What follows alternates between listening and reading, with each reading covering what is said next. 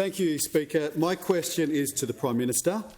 If the Voice offers advice on a policy matter that is contrary to the view of local elders and Indigenous community, how will this conflict be resolved? For example, if a local Indigenous community wanted to reintroduce the cashless debit card against the advice of the Voice, how would this be resolved?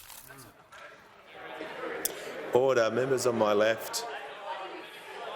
The Minister for Home Affairs and the Minister for Skills, if they continue to interject, will be warned and asked to leave the chamber. And the Minister for the Environment will cease interjecting. Give a call to the Prime Minister.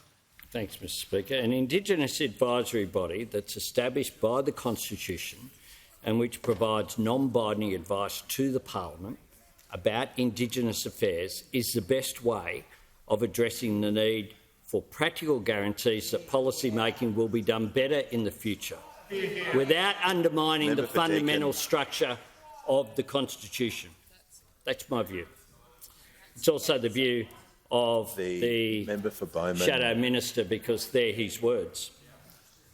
It cannot veto Parliament, but rather it provides greater input into the policy-making process, which should lead to policy improvements and greater buy-in from Indigenous people across Australia.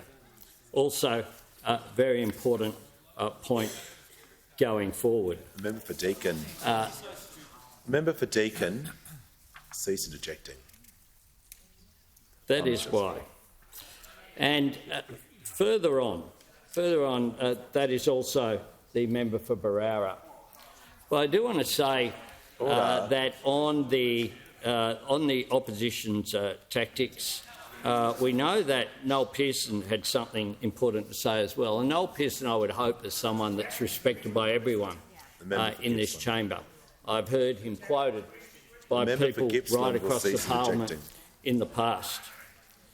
And what he said was this: now's the time for us to act as Australians, not as Labor people, not as Greens, not as Liberal or National Party people. By the way, not as Indigenous and non-Indigenous people, but as Australians, because what we're trying to achieve here is a unity. We want inclusion. This will do it.